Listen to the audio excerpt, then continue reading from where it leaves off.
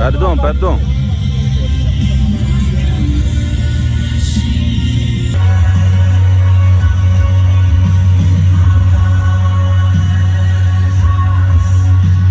Nous sommes ici pour commémorer le génocide congolais, une journée qui nous rappellera chaque année 10 millions de nos compatriotes mortes dans la barbarie rwandaise, mais aussi qui ont été victimes des conflits armés en RDC.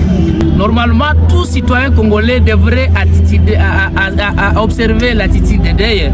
Donc tous, on devrait participer.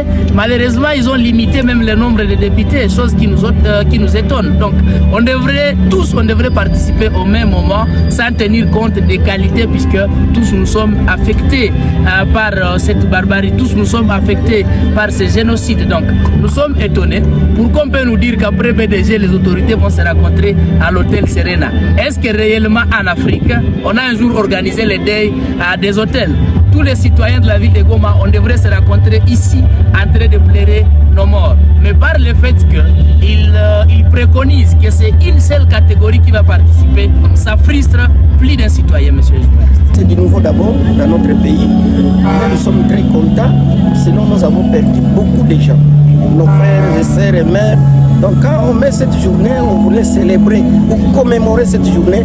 Pour nous, c'est une joie quand même. Nous devons nous rappeler ce qui est en train d'être fait dans notre pays, surtout dans notre province Nord Kivu. Pour dire que nous, en tant que cadre de base, nous appuyons les autorités qui ont vu qu'il serait nécessaire que cette journée soit quand même une journée de réflexion, de souvenirs. On doit chanter quand même et encourager nos chefs.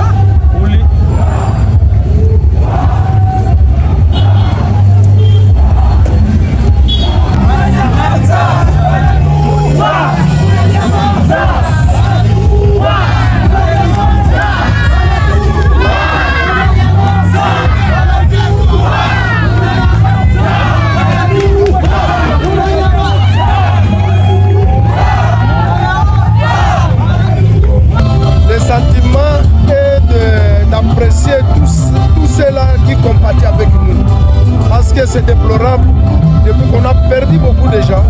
Il y a beaucoup de morts à Massissi.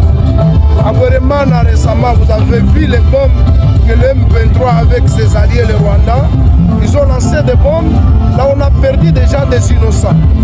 Ça fait mal au cœur. À Mouesso, on a bombardé toute une famille à Mouesso. On a eu beaucoup de morts à Mouesso.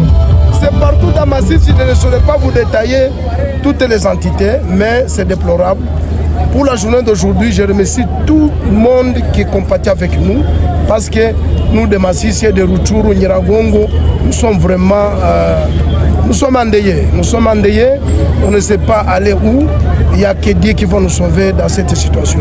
Vraiment, nous sommes tellement pleurés, nos frères qui sont morts partout. Le gouvernement reste toujours le gouvernement. Ça, il faut croire à cela. La guerre qu'on nous impose, ça va prendre fin. Et je vous confirme que d'ici là, la guerre va prendre fin.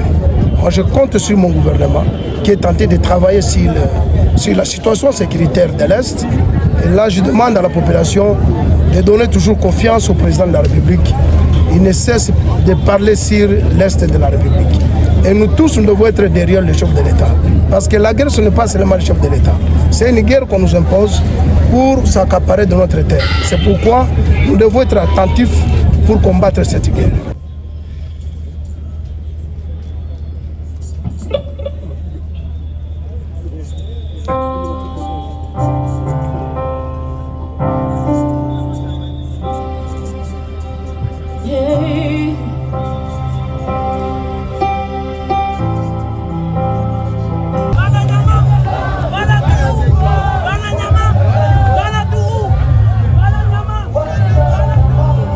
Avec cette journée, nous continuons à féliciter le gouvernement de la République démocratique du Congo parce que depuis l'année passée, nous avons demandé que cette journée soit commémorée. Heureusement, le président de la République et d'autres acteurs politiques ont accepté notre demande parce qu'on demandait ça depuis l'année passée. Mais heureusement qu'aujourd'hui, nous commençons à commémorer nos morts. Plus de 12 millions de morts qui sont tués par les terroristes du M23 et leurs alliés, les Rwandais et l'Ouganda. Cette journée, c'est une journée qui va éveiller la conscience de toutes les autorités de la République, la communauté internationale.